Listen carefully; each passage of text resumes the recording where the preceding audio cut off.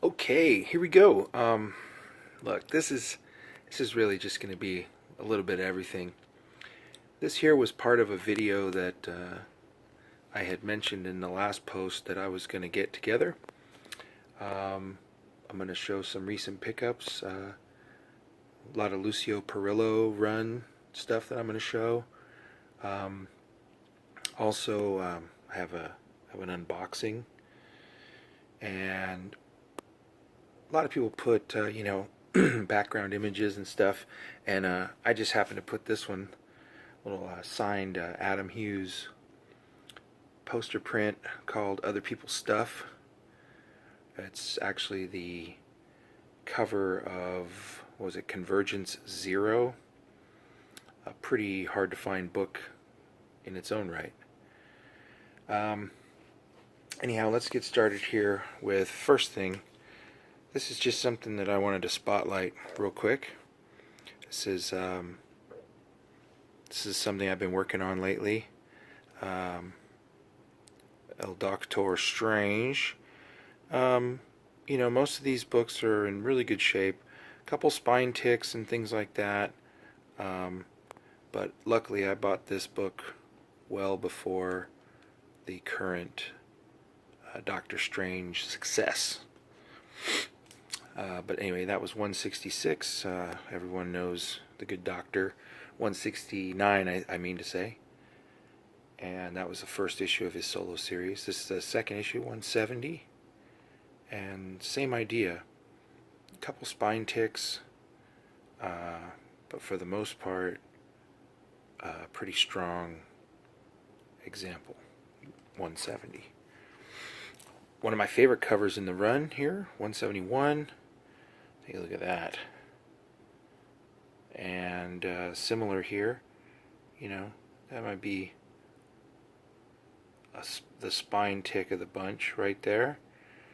And for the most part, very, very strong presentation. See? Next we got the 172. Real strong white corners, white pages. There's the one spine tick, and once again, I mean, this is a situation where I'm going to have to really consider or look into this whole process of pressing to see if it's even possible, because this book here could stand a press for sure if it can take out those defects. I think this one too had, corner ding on this side. Anyhow, as you can see though, for a near complete Doctor Strange run, these are all pretty strong. There's the spine tick there, one there. But this, see that right there? The strapping creases. When they banded the comics, sometimes there's that little creasing of the band that goes across the book. That's my quick question, is can that be pressed out? And I'm sure a lot of people would say yes. So here's this one. Look at this guy. The 175 Doctor Strange. It's a 9.2 near mint minus. Strong spine on this one actually. Not a lot of ticks, but it does have quite a rough corner down there. And this top corner also has a little bit of a little edge of roughness to it. But overall, I bought the book and not the grade on this one, and the grade on the regular book looked really strong. So I'm sure those little corner rubs kept this book from being like a 9.4. But anyway, once again, now these are strong. There's some spine action on a couple of these, unfortunately, because this is the all black cover. It would have been nice to have completely clean, but it's very nicely centered, very strong, sharp corners, not a lot of cover tick abrasions or anything like that, but that was really strong. Plus, love that cover. Great 12-cent Doctor Strange. This one's probably the strongest, one of the strongest condition books in this run. It's the 178. Also a real good cover, you know. Black Knight appearance. Once again, real strong cornered, sharp cornered. Not a lot of spine ticks on this one. The 179 also very strong. There might be a spine tick or two, but real light. No color breaks. Strong corners. That one's a little blunty, but yeah, the outer edge corners, slight rounding, but overall the book itself is real strong. There looks like a little tick blemish on the cover, but still, all those last few books, and including this one, I got all at the same time from the same collection. So all of these were fairly uniform. They might have had a blemish or two or whatnot, but overall, that's my favorite cover. The 180, the white background, real strong, and a great compliment, those last four books, to be from the same collection. Anyhow, that was my Doctor Strange run. So missing 176 and 181 and beyond, 182, 183 for the end of that run. Okay, I've shown these before, but I just want to highlight these again. These are some of my favorite variants of the recent past, these Nick Furies. I just love that cover. I also was happy to get the next one, because that portion of the cover just is awesome. The image that's appearing on his back, just really sweet. But then, of course, probably my favorite, and one of the things I was going to say or mention is, you got to watch the variants, the 1 in 25s of issues like 3s and 4s and whatever, because as you can imagine, the print runs drop a bit. So these tend to be perhaps a little bit stronger when it comes to reselling or whatever, because I've seen this cover, I don't know, just at least I've seen on eBay, this one presents at a higher premium than those other two that I showed. Plus, I don't think that both previous issues were both 1 in 25s, but I'm not sure about that. But anyway, Nick Fury, number 3, Steranko homage variant. Really cool. Alright, here we go. Moving on. Oh.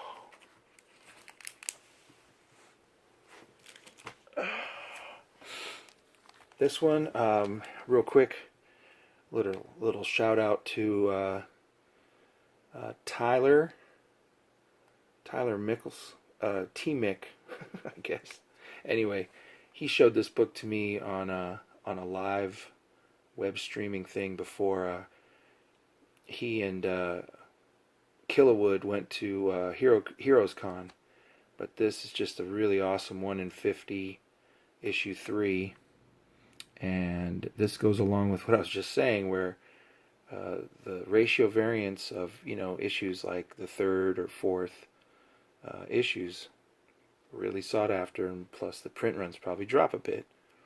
So this one here, pretty hard to find, but I had to find it because Tyler's book was awesome, and he just totally inspired me to seek this one.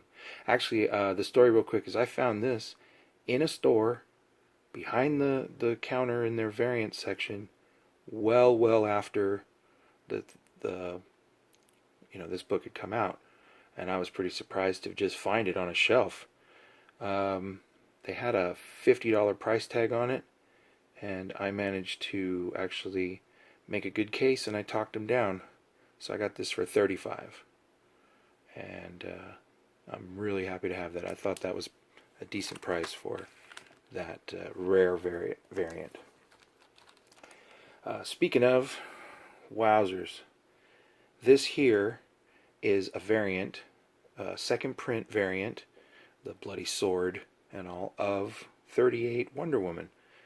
This came in one of those Walmart 3-packs.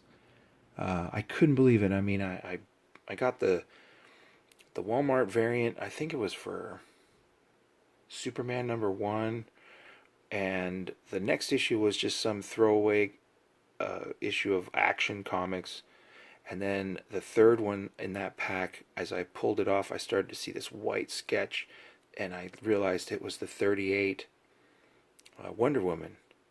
And at first I thought maybe that was the sketch cover ratio variant, but no, I read the UPC, and the UPC says, oh, upside down, here we go, 3812 second print.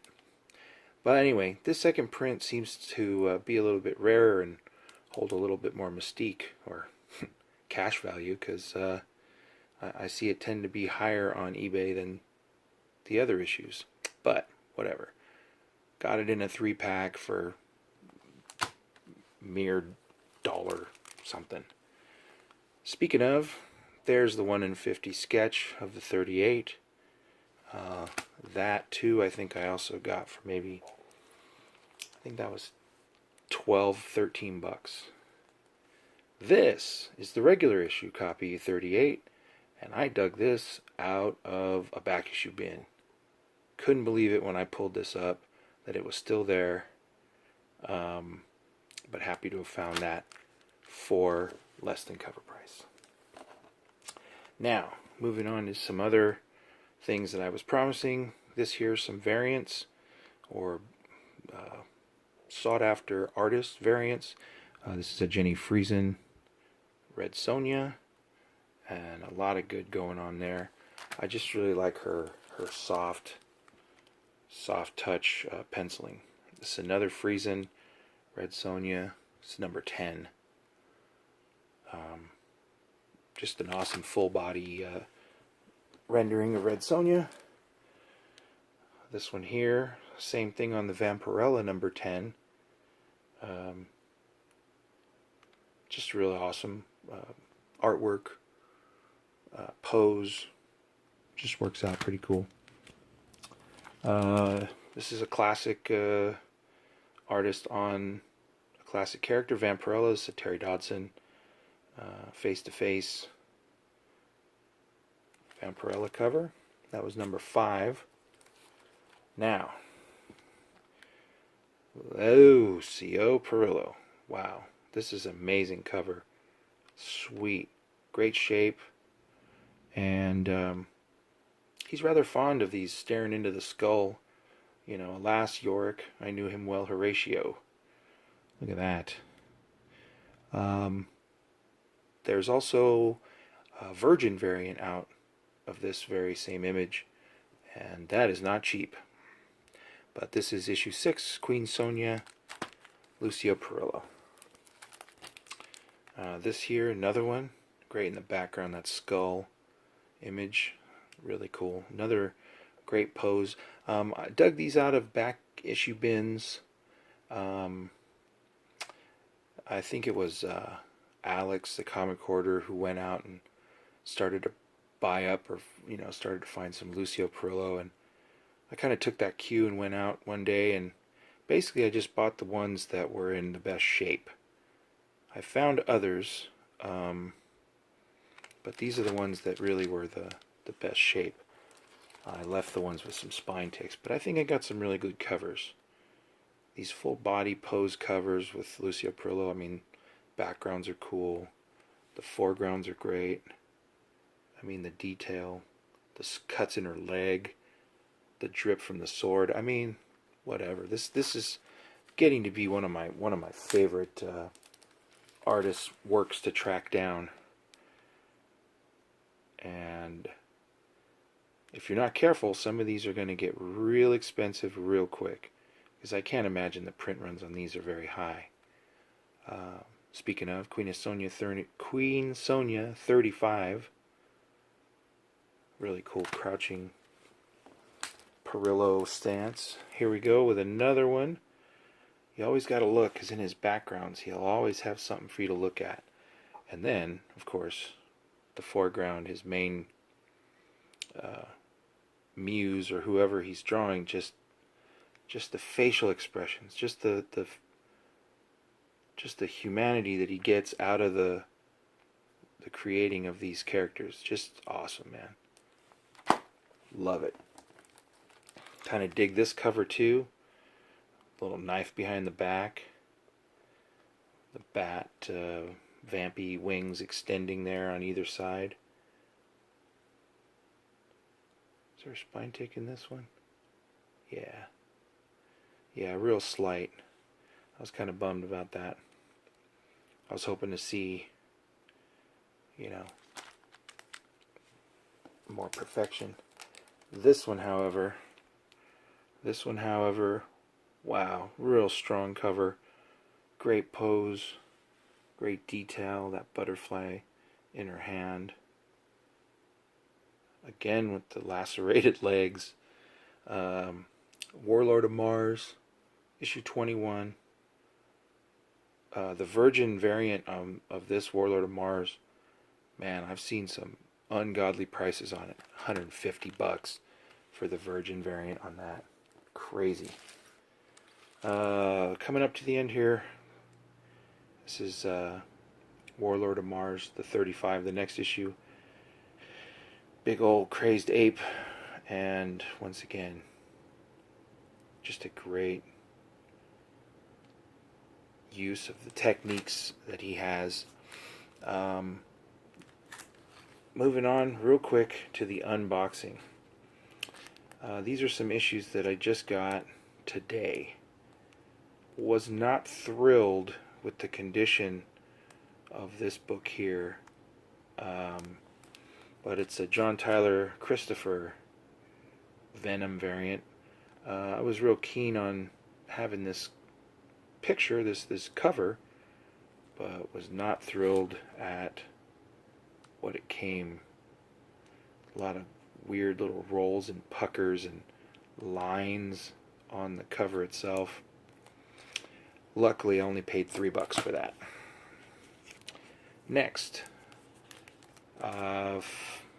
you know, great cover, Adam Hughes on Red Sonja number 7, and yeah, just real good representation there. The shine of the candlelight off of her abs and whatnot is just cool. The tankard and the reflections of the light on that. Just, I mean, we're talking major talent to pull this stuff off. This also came to me. These 4 came in one auction. I won 4 of these off of one guy. This looks really strong. Obviously, Art Adams, 43, astonishing killer cover. Last but not least, in the Parrillo is the Vamp 19. Oof, man. Alrighty. Well, that was just because I couldn't wait. I got that in the mail and I had to get it out because that's probably one of my favorites. Lucio Parrillo, Vampirella 19. Get it. Also Vampirella 15. Look for that one. That's another strong cover. Alright. Well, I shall have another video with the rest of the other half of the stuff that I have coming in. And until then, peace out.